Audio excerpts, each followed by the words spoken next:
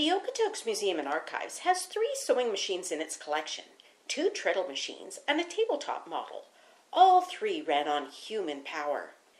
This is a 1923 Singer treadle sewing machine, which belonged to Janet Berger of Okotoks. To the unknown eye, it might just look like a piece of furniture. But wait! With a flip here and a lift there, it literally unfolds into a sewing machine. When using a treadle machine, it's the foot that does most of the work. The treadle is this large pedal that rocks back and forth by applying pressure with the toe and then the heel. The treadle is connected to a push rod. A push rod is connected to a flywheel, which is connected by a leather belt, which is also connected to the main crankshaft to the side of the sewing machine. This is where it gets complicated.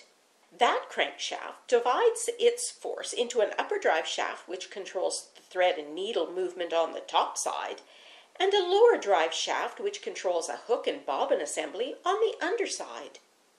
The needle and thread action above work in conjunction with the hook and bobbin action below to produce a stitch. It works beautifully, like a well-oiled machine. The Okotoks Museum and Archives also has this beautiful tabletop model. It was produced by Singer for the T. Eaton Company and were sold between 1911 and 1920. There is no treadle with this model.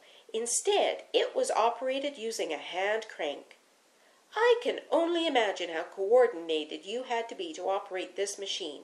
One hand to smoothly turn the crank, and the other to guide your fabric into the machine. Unless you convinced your children or husband to turn the crank for you. I just can't imagine that.